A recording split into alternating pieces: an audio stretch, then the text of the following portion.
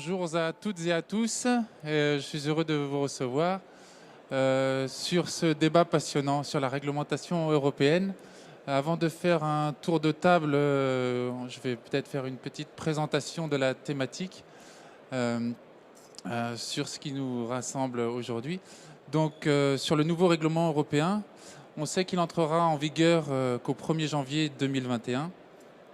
Il a fait bien sûr l'objet de longues discussions depuis 3 ans, mais il a enfin abouti à un compromis sur ce qu'on appelle un acte de base, qui va définir notamment les règles générales de production. Alors, tout n'est pas encore précisé, mais l'essentiel est fait. Donc ça veut dire qu'un cap, on peut dire, a été fixé. Reste à définir maintenant les deux aires qui précisent les conditions d'application dans l'Union européenne. Je peux donner à ce titre quelques exemples, comme la certification de groupe ou encore la fréquence des contrôles. S'agissant du secteur plus spécifique, fruits et légumes, qui nous réunit aujourd'hui, il faudra bien sûr préciser notamment les conditions d'utilisation des semences bio ou non traitées, le chauffage des serres, d'autres thématiques bien sûr importantes comme la rotation des cultures.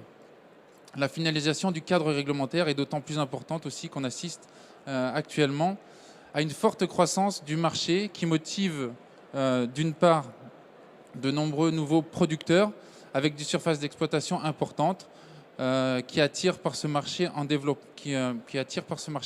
plein développement. Tous ces secteurs de la distribution, qu'elles sont spécialisées bio ou la grande distribution également. On a aussi la confiance du consommateur qui fait le succès du marché bio, bien sûr, et sans nul doute à prendre en compte aussi dans les discussions réglementaires en cours. Donc voilà des thématiques principales. Je vais passer maintenant la parole. Nous avons ici des personnes passionnantes et passionnées. Je vais commencer par vous donner la parole. Olivier, à vous. Merci. Olivier Nalès, d'abord paysan en Provence. Je suis vigneron et oléiculteur, donc produisant de l'huile, du vin Cotodex en Provence AOP, de l'huile d'olive AOP, huile d'olive de Provence, et bien sûr en agriculture biologique. Et à ce titre, donc, je siège à l'Institut national de l'origine et de la qualité, le fameux INAO, et où j'ai eu, je ne sais pas si c'est une chance, mais en tous les cas, l'honneur d'être nommé président du comité de l'agriculture biologique. Et donc, j'ai souvent le rôle d'arbitrer les débats dans ce que vous présentiez comme aujourd'hui cette évolution réglementaire où on est encore en phase de réflexion et de discussion sur un certain nombre de sujets. Et le rôle du comité national de l'agriculture biologique, c'est d'être le lieu de débat, lieu de réflexion, lieu d'échange, lieu d'interprétation française. Et je crois que c'est un des sujets qui nous anime autour de cette table, c'est quelle doit être et quelles sont les limites de l'interprétation française, jusqu'où doit aller l'interprétation française. Et donc c'est le lieu de débat et mon rôle est d'être, j'allais dire, le modérateur dans ce sujet-là, entre tous les passionnés des différentes familles qui composent la bio en France. Merci. Gérard. Gérard Bernier, je suis maraîcher dans les Pays de la Loire. Ici, je vais représenter une association qui s'appelle BioLoire Océan, qui regroupe 70, un petit peu plus de 70 producteurs et productrices, 40% de femmes en responsabilité aujourd'hui dans les entreprises. Voilà, qu'est-ce que je dois dire de plus C'est déjà bien pour... Voilà, on pourra revenir si tu veux détailler après. Je vais passer la parole à Georges. Oui, bonjour, on m'entend là ?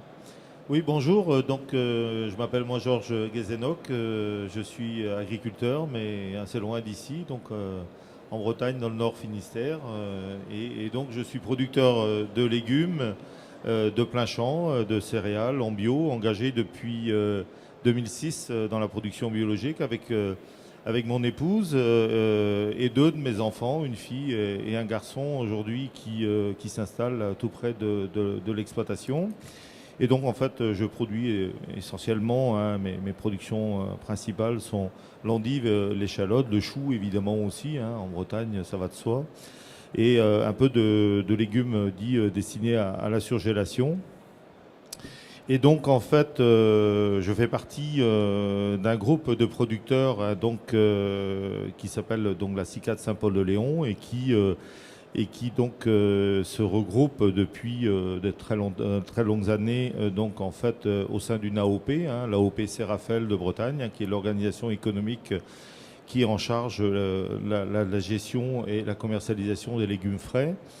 Et donc, depuis un an, donc, je préside la commission agriculteurs biologiques du Serafel, donc après Jean-Jacques Lebrise, qui l'a présidé pendant pratiquement 22 ans, puisque ça fait 22 ans qu'on a développé la production biologique.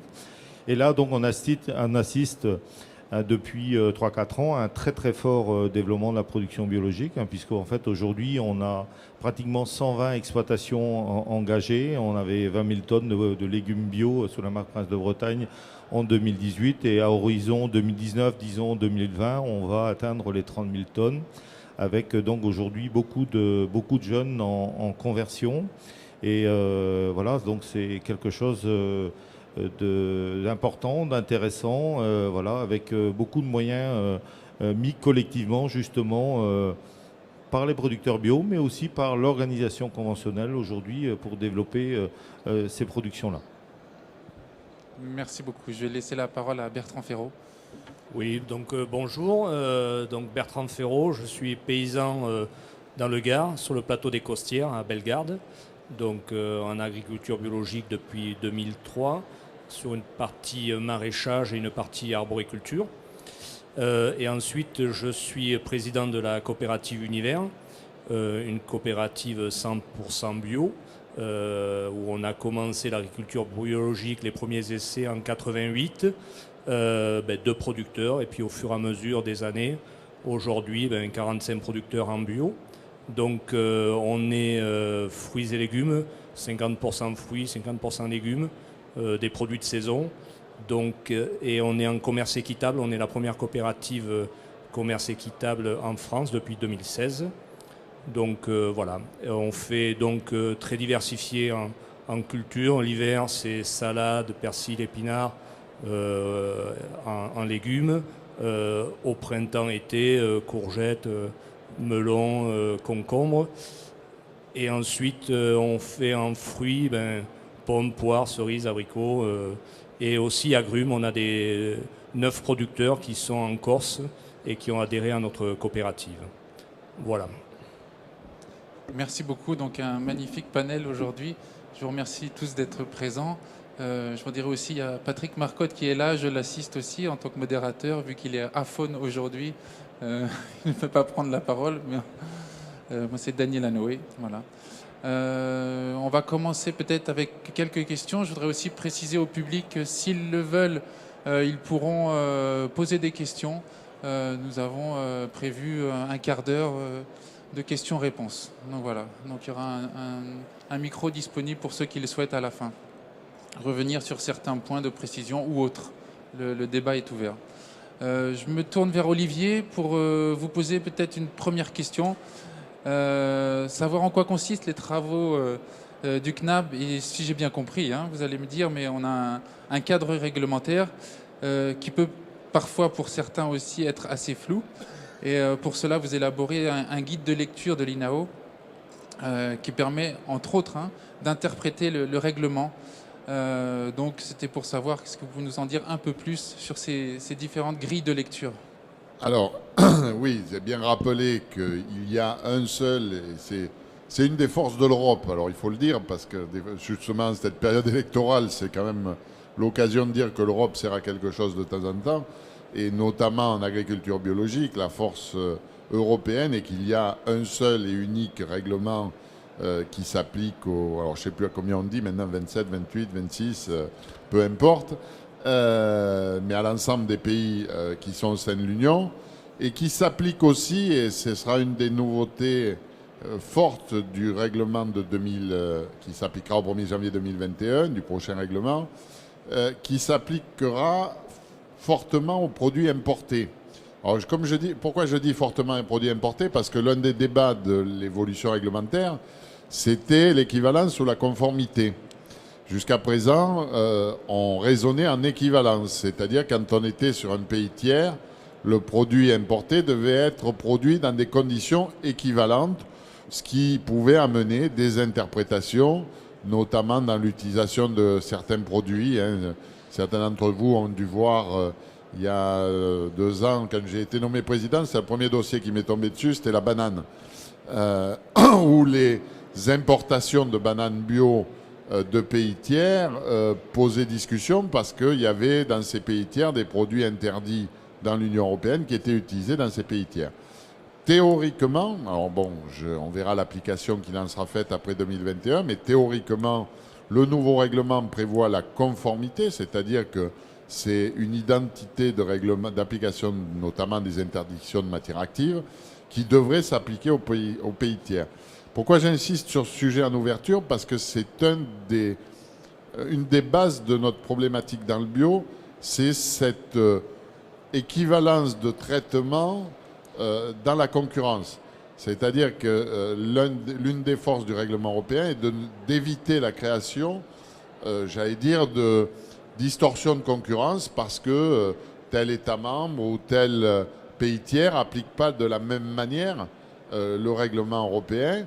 Et donc, et ce sera sûrement une des questions que vous poserez tout à l'heure sur des débats qui sont actuels, devons-nous ou pas être mieux disants dans le bio français alors que nous avons le même logo, la même réglementation que les autres pays d'Europe et que les pays tiers, et que donc voilà, c'est un des débats qui nous anime.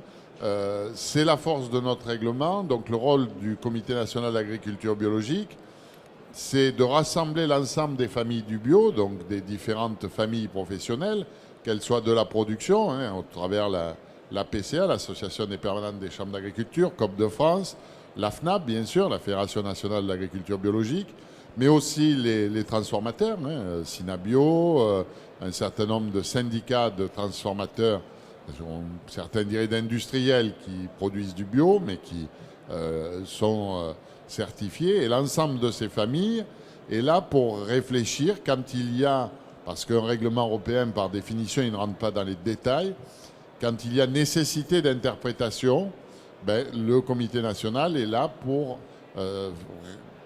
rédiger, pour compléter ce fameux guide de lecture. Et le terme de guide de lecture veut bien dire ce qu'il veut dire, c'est-à-dire qu'on accompagne par un guide l'explication du règlement européen sur un certain nombre de points, sans toucher au règlement, sans bien sûr être moins disant que ce règlement. Et ça, c'est le point important de ce guide de lecture. Il nous faut absolument rester dans l'esprit du règlement européen. Donc ça, c'est certains principes. Bon, j'imagine qu'au sein de l'INAO aussi, vous arrivez à... l'objectif, c'est de trouver un consensus. Donc vous avez commencé à évoquer quelques principes. Est-ce qu'il y en aurait d'autres pour expliquer justement quels sont ces principes au sein de l'INAO? C'est clair qu'on est dans le débat. J'ai dit tout à l'heure en ouverture que j'étais là pour animer, pas pour décider seul. Notre rôle, c'est réellement d'animer, de trouver des consensus. Alors c'est clair que j'essaye d'éviter des décisions qui sont prises à l'arraché. Je pense qu'une décision qui est arrachée, j'allais dire, à 50% contre 50 autres %, c'est jamais une bonne décision. Et mon prédécesseur, Claude Monnier, a été dans le même esprit et j'essaye de faire perdurer cet esprit, c'est-à-dire qu'on est là dans le débat, on est là pour trouver des compromis l'esprit d'un compromis, pour moi, c'est quoi? C'est bien sûr que ça satisfasse tout l'ensemble des familles, mais c'est aussi et surtout que ça soit conforme à l'esprit des fondamentaux du bio. Et ça, quelque part, il nous faut, et chaque fois, c'est quelque chose que je remets au centre de la table, il y a des fondamentaux qui sont incontournables. Il faut ces fondamentaux, mais aussi que ces fondamentaux. C'est-à-dire qu'à un moment donné, faisons attention, dans un règlement européen, de ne pas aller au-delà des fondamentaux. Mais par contre, il ne faut pas oublier les fondamentaux. Et certaines fois, on verra, on le verra sûrement dans le débat tout à l'heure, il y a des décisions qui doivent être guidées par ces fondamentaux. Merci. Alors, peut-être je vais passer la parole à ceux qui sont autour de la table pour dire que si la France, elle a peut-être été pendant longtemps, je dirais, porteur et puis d'un certain modèle pour la bio en Europe, le ministère de l'Agriculture, il s'appuie sur bien sûr les décisions du CNAM, mais est-ce qu'on a encore à ce jour justement la capacité de porter justement cette voie au niveau européen? Est-ce que vous, voilà, dans vos différentes sections et professions, vous sentez cette capacité justement de porter et de convaincre de pouvoir s'aligner en tout cas sur une position un peu plus nationale au niveau européen?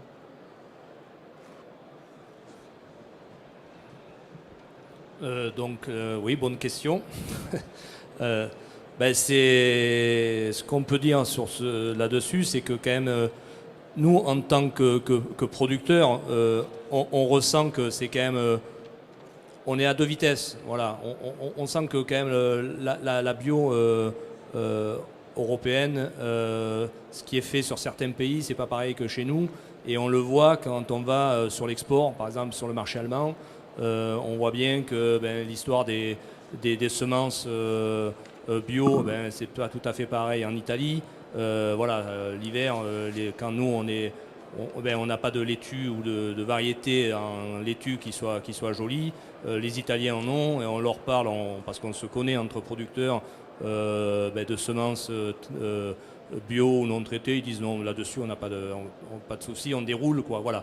Donc là on ressent que on a une concurrence qui est pas la même, mais bon, je pense que ça dérange pas parce que je pense que nous on fait une bio qui est complète quoi. Je me verrais mal faire de la salade avec des semences traitées, ça n'aurait aucun sens.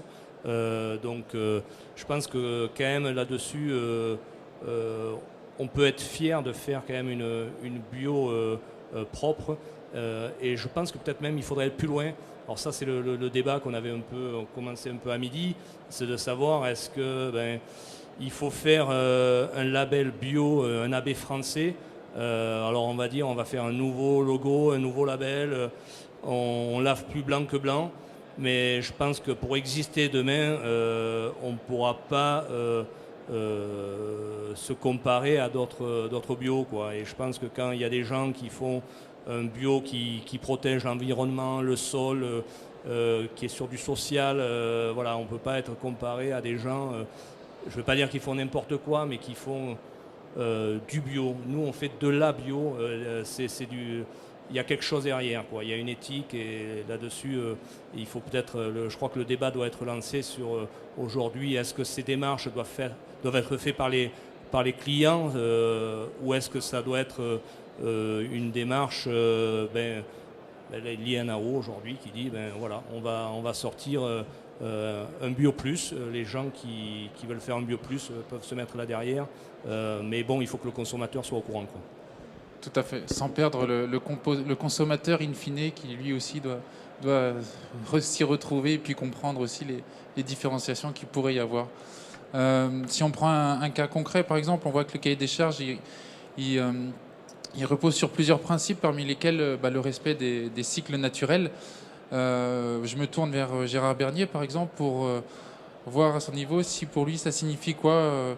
Est-ce que c'est, par exemple, pas de tomates ni de concombres en hiver? Est-ce que ça peut être une question concrète, par exemple, sur ce respect des cycles? Pour nous, forcément, les équilibres qu'on va trouver sur nos fermes, ils sont faits à partir d'une pluralité de produits. Ça rentre dans un équilibre économique, mais ça rentre aussi dans un équilibre ou une recherche d'équilibre alimentaire. Voilà.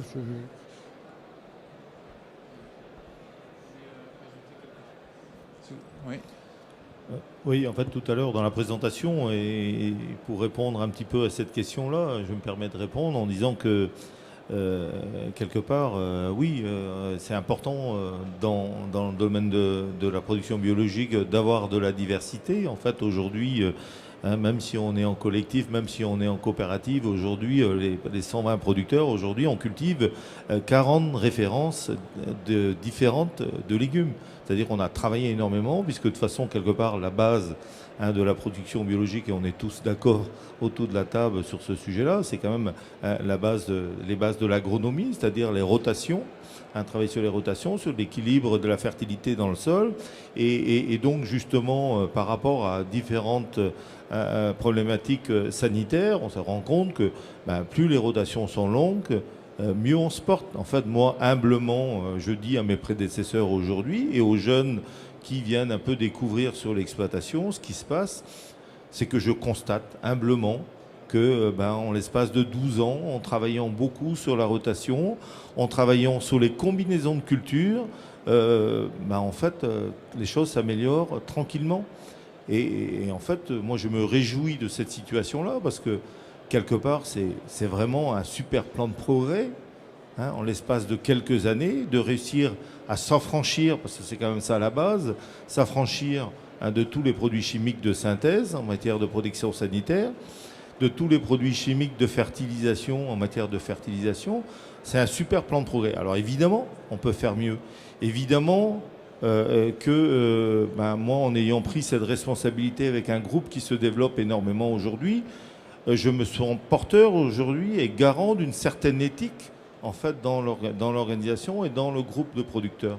Et que évidemment, on ne pourra pas faire n'importe quoi. Même si aujourd'hui, je considère que la base, c'est de commencer à éduquer le consommateur. Parce qu'à un moment donné où le consommateur arrêtera de demander des produits n'importe quand, n'importe comment, à n'importe quelle saison, en fait, on se rend compte que nous, agriculteurs, on est capable de s'adapter. Mais aussi s'adapter dans le bon sens, pour, quelque part, revenir sans doute à un peu plus de cycles naturels, où là, on a peut-être dérivé, comme on a pu dériver à un moment donné, avec l'agrochimie, où, quelque part, on avait un peu oublié les bases de l'agronomie, et puis on se rend compte que quand il faut revenir à la réalité, il faut remettre tout ça en place. Je pense que ça, c'est des choses importantes. Maintenant, par rapport à ce que disait M. Nalès tout à l'heure sur le guide de lecture du cahier des charges européen en France, il est clair que nous, dans nos organisations, on appuie aux producteurs. Évidemment, on s'appuie sur ce guide de lecture parce que quelque part, c'est la Bible, quelque part pour que les producteurs fassent bien leur travail. Je pense qu'on a eu une chance d'avoir à un moment donné un cahier des charges européen parce que oui, sans doute que malgré tout, si tout n'est pas parfait et que aujourd'hui peut-être que tout ne fonctionne pas bien dans l'Europe en matière d'application du cahier des charges, c'est quand même une base. Et moi, sur ce sujet-là, aujourd'hui, quelque part, je me tourne vers l'État, qui a quand même la responsabilité et la charge de la stricte application de ce cahier des charges européen. On a besoin d'avoir cette garantie-là vis-à-vis des consommateurs, vis-à-vis des producteurs aussi, quelque part que ce cahier des charges européen soit appliqué. Maintenant, si on pense aujourd'hui qu'il y a des choses qui fonctionnent peut-être pas bien au niveau européen, je crois qu'on doit être, nous, profession agricole, engagés dans la production biologique, être force de proposition, de construction quelque part de l'évolution de ce règlement, mais dans un cadre européen. Je pense qu'on a suffisamment en France de problèmes économiques dus à des distorsions de concurrence pour ne pas en créer des supplémentaires. Mais on doit être force de proposition pour que, justement, quelque part, la France, si à un moment donné, le cahier des charges européen s'est un peu calé sur le cahier des charges français, je pense que le poids de la France doit continuer à peser dans l'élaboration du cahier des charges européen, mais ça se refera, je pense, aussi avec nous, producteurs, dans la construction et dans les propositions d'évolution de ce cahier des charges européen. Merci. Bon, on voit des débats, oui, effectivement, comme cette question sur la rotation. Il y a aussi d'autres débats qui sont en cours sur notamment, par exemple, le chauffage en serre. Est-ce que ça, donc on sait que c'est un débat qui n'est pas clos. Est-ce qu'on peut dire déjà que c'est un débat qui doit être fait entre les anciens et les nouveaux producteurs bio, ou les anciens et les modernes qui ont peut-être une autre vision beaucoup plus économique de la production bio. Donc voilà, moi ce que j'aimerais, c'est vous entendre aussi un peu votre avis sur la question. Moi, je voulais juste terminer sur les rotations. Je pense que c'est vrai que il faut se servir un peu du réseau national des producteurs, parce que ce qui est vrai en plein champ sur le nord est pas la même chose dans des serres dans le sud. Le plus important, c'est qu'il ne faut pas tuer nos sols. Voilà. Parce que c'est un héritage, et il faut améliorer la qualité même de nos sols.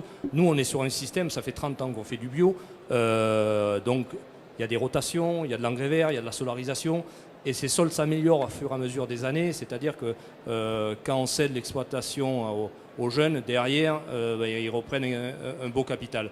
Donc ça, je pense qu'il faut qu'on y travaille, et je pense qu'il faut qu'on alimente le débat.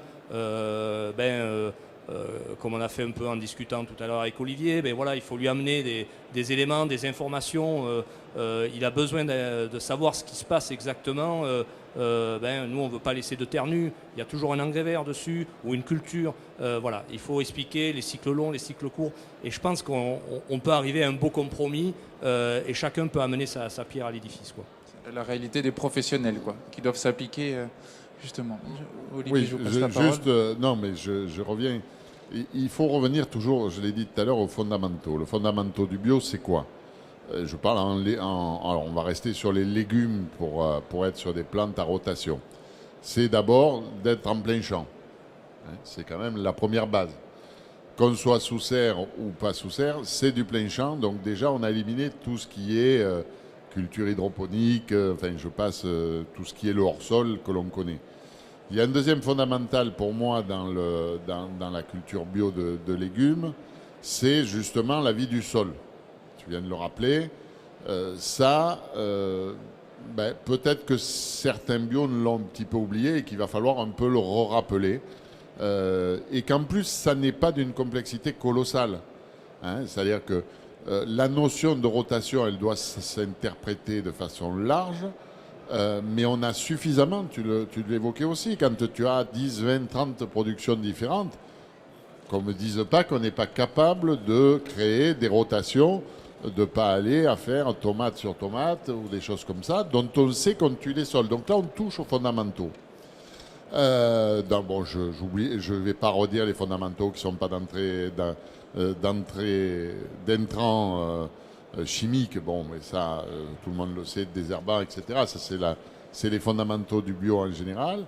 Aujourd'hui, se posent donc des questions sur notamment l'utilisation du chauffage. Est-ce que ça touche aux fondamentaux? Ça, c'est une première question. Et comment on peut l'interpréter? Alors, c'est vrai que le premier point qu'il faut poser, c'est que le règlement européen, à ce jour, ne l'a pas traité. Le problème du chauffage des serres, il n'a pas interdit le chauffage des serres en bio. C'est un choix qui a été fait, qui était dans l'ancien règlement et qui est toujours dans le nouveau. Aujourd'hui, la France a porté une demande sur le sujet au niveau de l'Europe. On parlait tout à l'heure de l'influence qu'on peut avoir. C'est sûr que quand on était 9, ou 6 même, c'était plus facile que quand on est 27. C'est-à-dire qu'il faut arrêter de croire qu'on est les rois du monde et que tout le monde se plie aux bonnes volontés de la France. Et quand vous avez un Slovaque ou un Tchèque à qui vous dites c'est la France qui décide, en général, il n'a pas vraiment envie de l'entendre. Donc il nous faut apprendre à être un peu humble des fois aussi, même si on a souvent été, j'allais dire, les modèles d'un règlement, et notamment dans le bio.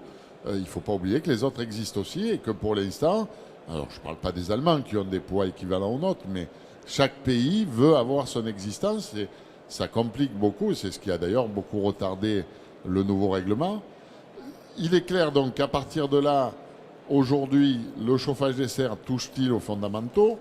Quand on analyse le sujet, le seul fondamental qui peut être en question, c'est la saisonnalité. C'est-à-dire que quand dans les attendus, dans les fondamentaux du bio, il y a une production qui doit respecter une saisonnalité, c'est-à-dire que je ne fais pas des fraises au mois de décembre et des choux-fleurs au mois de juillet. Enfin, ici, peut-être un peu d'ailleurs. Déjà, c'était un mauvais exemple. Mais je ne suis pas producteur de chou-fleur. Mais en fait, tous les cas, des fraises au mois de décembre. Donc là, il y a un trou. Comment doit-on le combler? Doit-on le combler seul, c'est-à-dire la France seule, en disant nous, on est très attachés aux fondamentaux du bio. C'est aujourd'hui ce que propose la FNAB en disant il faut appliquer une réglementation, j'allais dire stricte, en interdisant le chauffage des serres. J'ai aujourd'hui d'autres familles qui disent attendez, nous, si on applique ça, on va se retrouver avec des Belges, des Allemands, des Italiens qui vont nous importer des tomates bio faites sous serre le reste de l'année. Est-ce que c'est intelligent?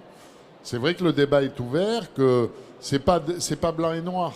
Alors, c'est aujourd'hui ce que on essaye de proposer dans le débat, c'est de dire comment protéger quand même une certaine saisonnalité. Je sens que toutes les familles ont un point. Alors après, comment on l'écrit, là c'est un peu différent. C'est-à-dire que est-ce que c'est 4 mois sans culture de novembre à février?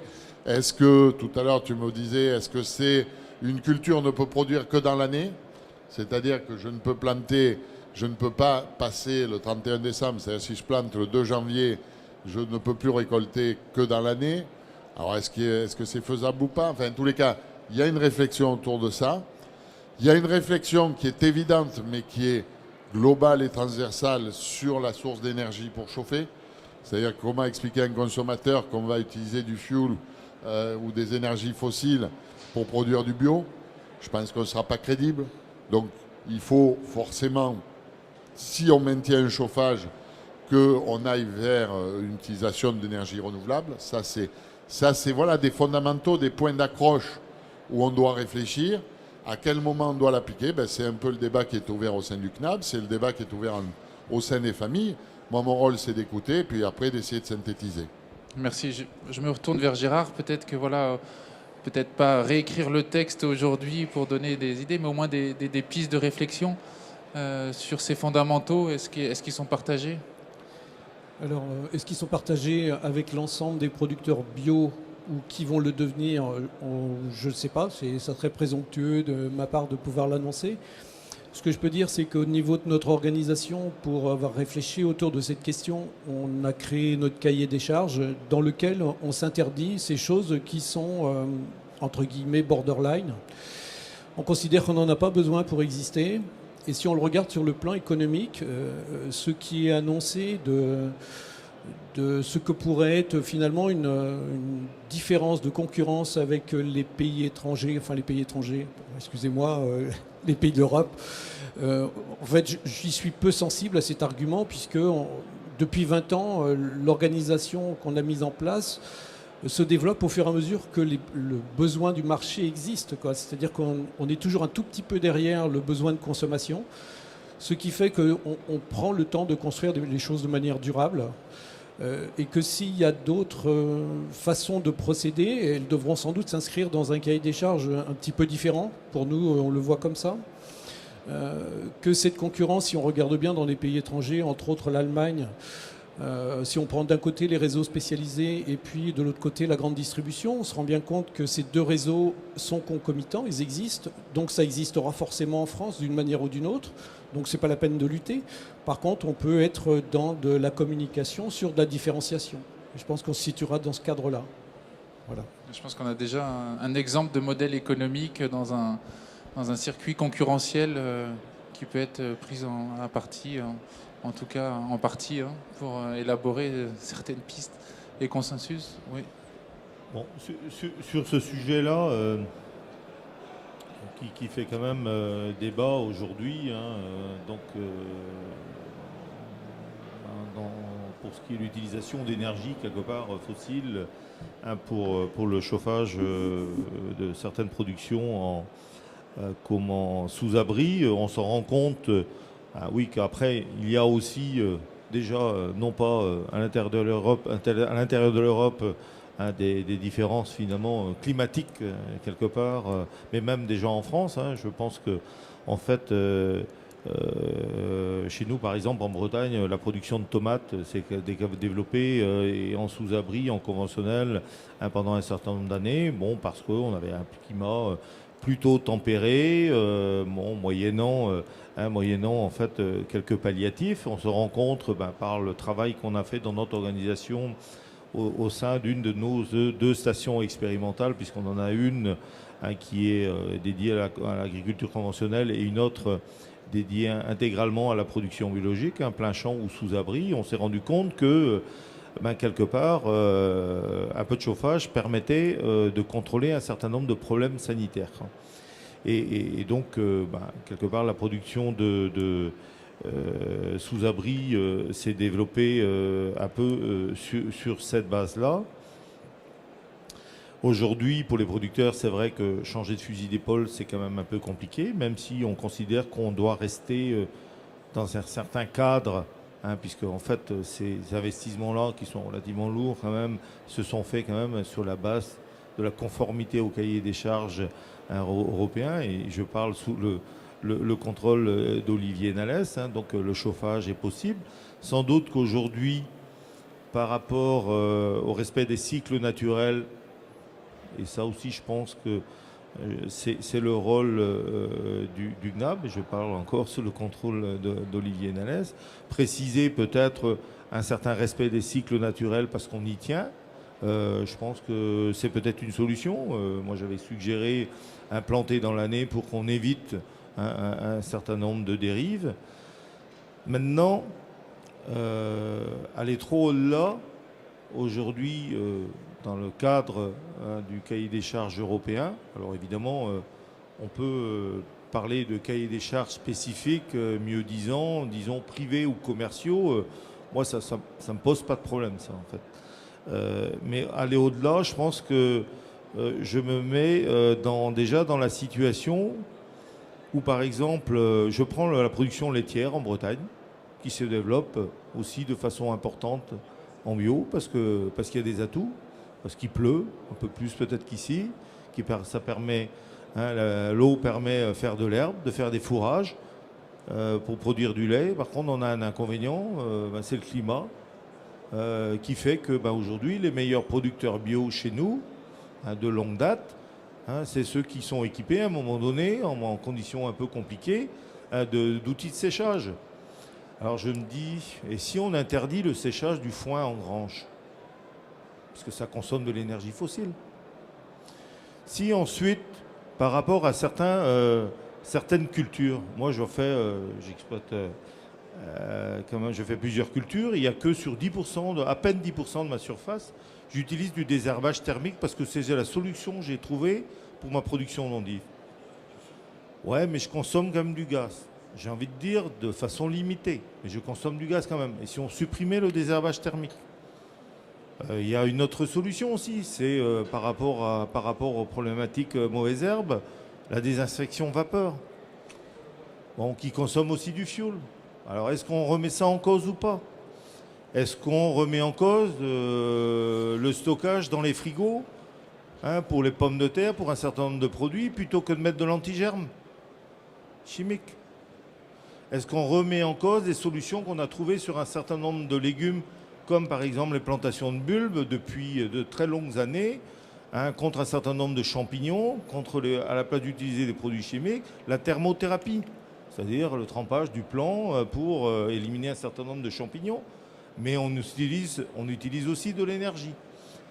Je pense qu'aujourd'hui, moi je me remets dans la position de dire que je pense qu'il faut continuer ce plan de progrès où quelque part on est en train petit à petit, et pas que en production biologique, mais en concert avec les agriculteurs conventionnels, à essayer de s'affranchir d'un certain nombre d'intrants chimiques qui sont, je pense, à un moment donné, moyennant ce qu'on a dit tout à l'heure, l'agronomie, la fertilité du sol, les rotations, on peut s'affranchir de ces produits-là. Donc on est vraiment dans ce plan de progrès-là.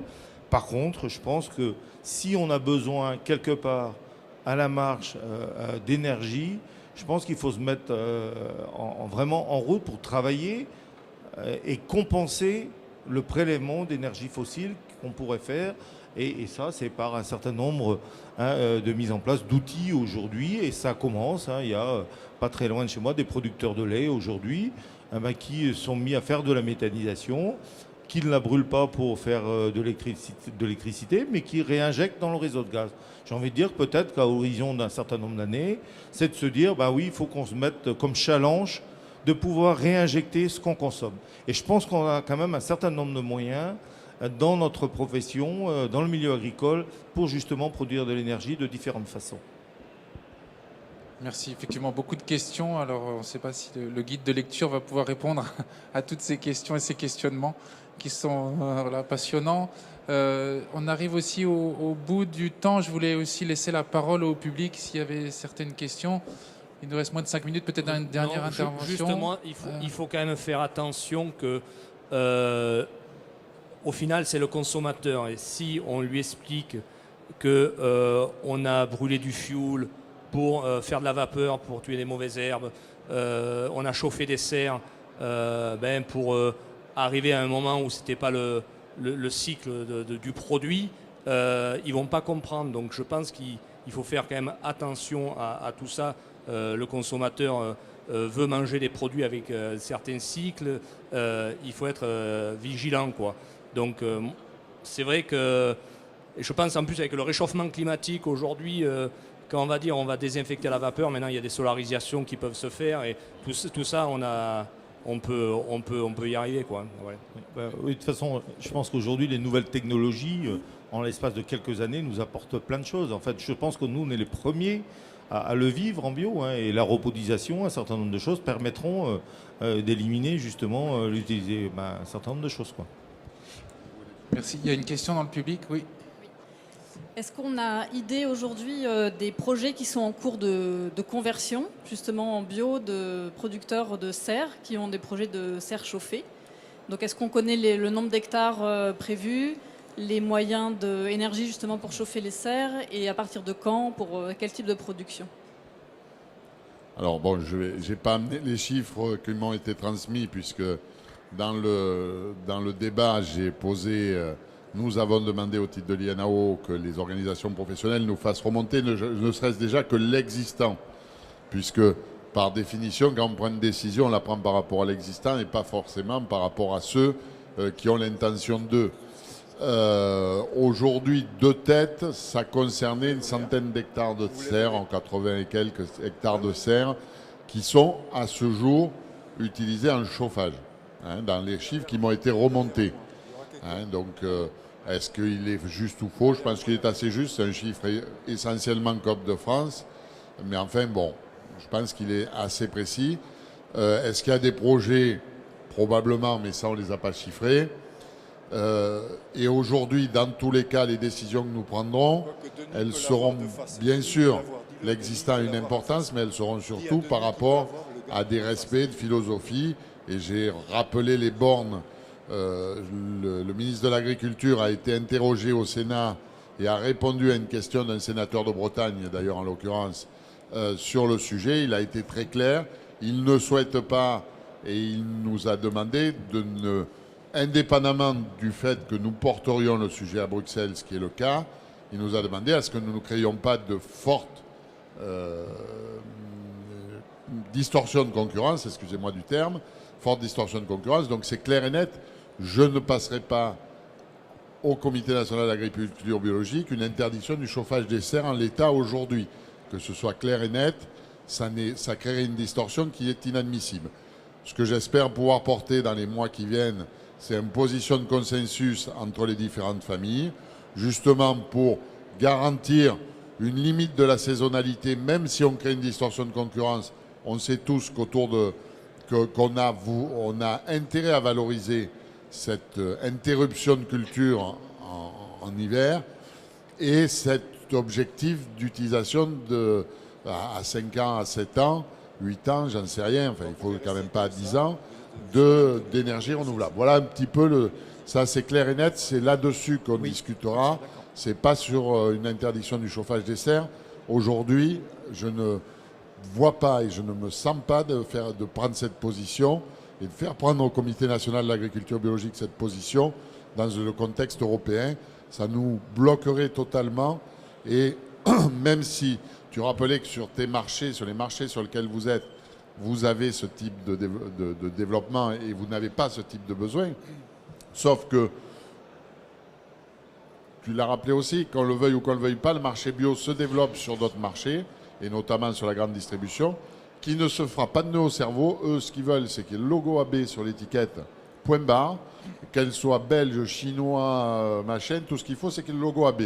Que ça a été fait dans des conditions éthiques, pas éthiques, Alors, c'est un vrai problème. N'empêche qu'aujourd'hui, je préfère que ce soit un producteur français qui aille vendre ce produit à la grande distribution plutôt qu'un producteur, j'ai rien contre les Belges ou les Slovaques, mais en fait, je préfère que ce soit un producteur français. Si on a bien noté la position qui est discutable et discuter la preuve. Il y a une autre question dans le public. Oui, Oui, je vous en prie. oui, Henri Géano, je suis producteur en serre chauffée en Bretagne, en bio, en conversion. Je vais expliquer mon parcours. Je suis producteur depuis plus de 30 ans. J'ai commencé avec des tunnels en plastique. J'ai connu les conditions de travail en tunnel en plastique, à savoir avec des températures très élevées, des difficultés pour moi et pour les salariés de l'entreprise en termes d'ergonomie. Ensuite, en 1992, j'ai construit des serres en verre qui nous ont permis de travailler en pleine terre, qui nous ont permis de travailler dans des conditions nettement meilleures, avec un meilleur ensoleillement, ce qui est important en Bretagne, et sans rail, donc avec un chauffage air pulsé. En 1998, je suis passé au hors-sol, donc à l'opposé de ce que je fais maintenant. Et le hors-sol m'a permis deux choses. Par le biais du chauffage, ça m'a permis de maintenir, comme il a été rappelé, un état sanitaire des cultures excellent. Ça m'a permis aussi d'avoir des conditions de travail pour les salariés qui étaient nettement améliorées. Avec les rails, on peut utiliser différents engins, notamment hydrauliques, qui nous permettent de travailler dans des positions ergonomiques toujours les meilleures. Voilà. Et malgré tout, moi je suis fils de paysan, petit-fils de paysan, arrière-petit-fils de paysan, et j'ai aussi une exploitation à côté en légumes et céréales. Et ça me manquait, ce sol. Et donc, j'ai commencé à convertir une partie des serres en hors-sol, à les mettre en sol et en bio. Je peux vous dire que les salariés sont très contents de retourner à la terre, ça c'est certain. Par contre, ils ne veulent pas retrouver les conditions de travail qu'ils ont connues aussi en tunnel, où voilà, ils veulent garder ces rails.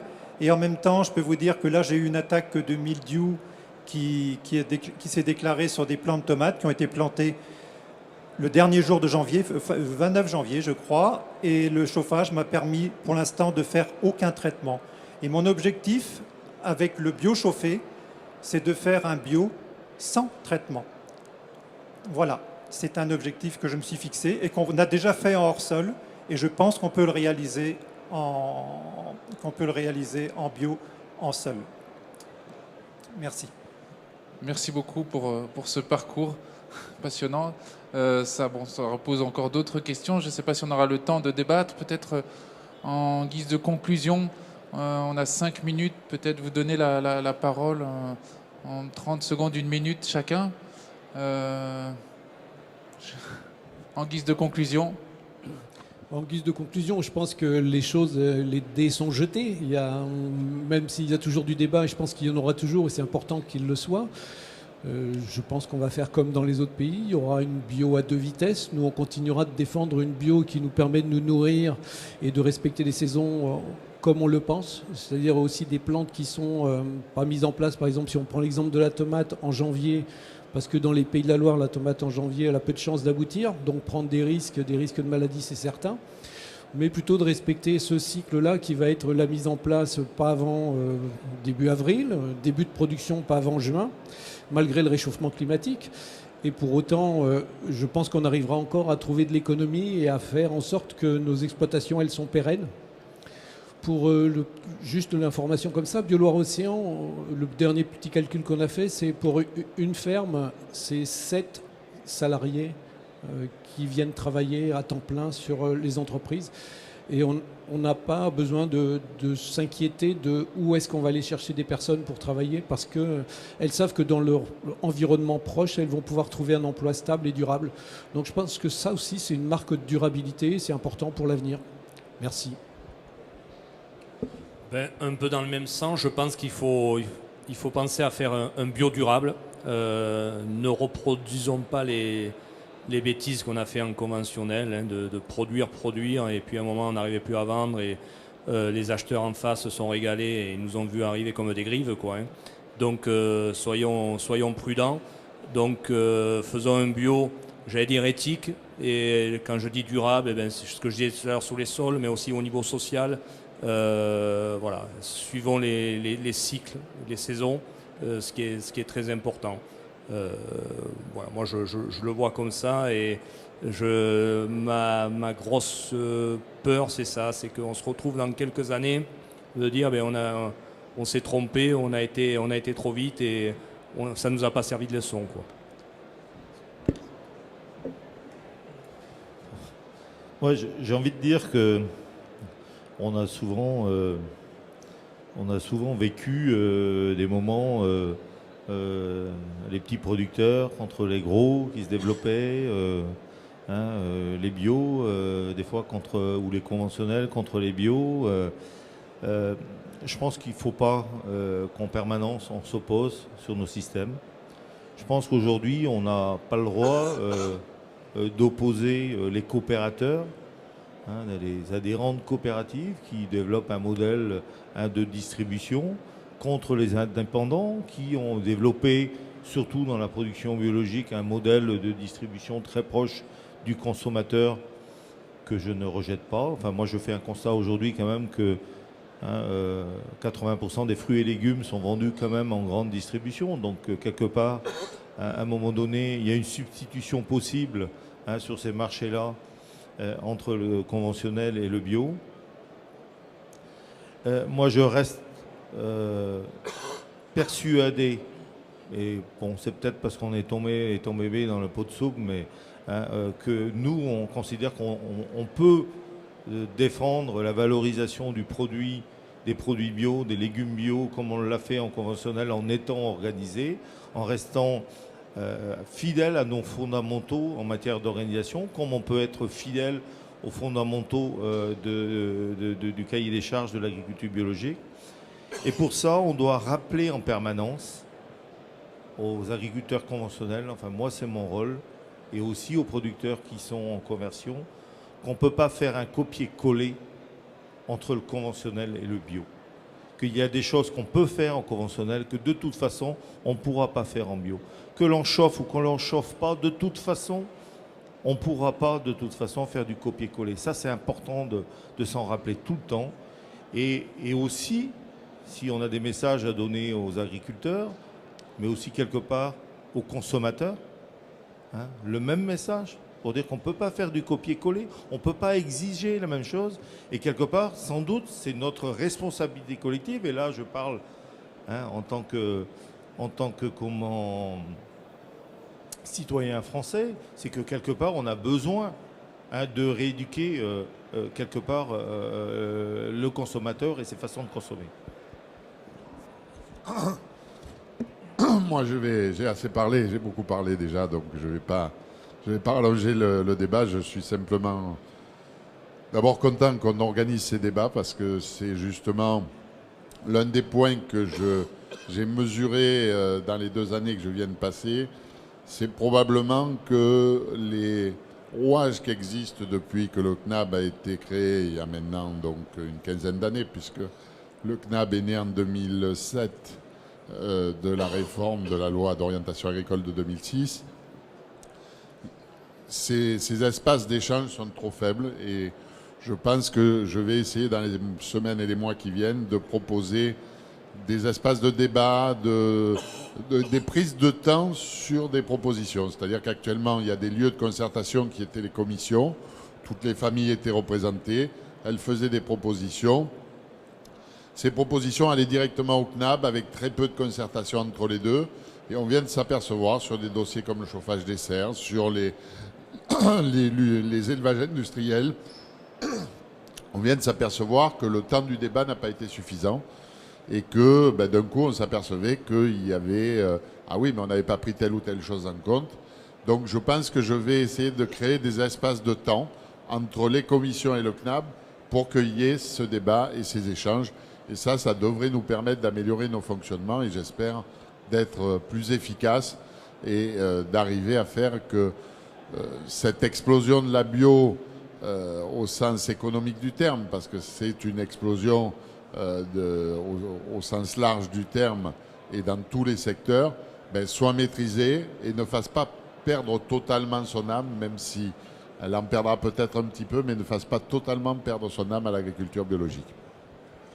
Merci beaucoup à tous d'être venus, d'avoir participé à ces débats très intéressants. On voit que justement ces débats vont se poursuivre avec une ouverture justement dans les différentes commissions.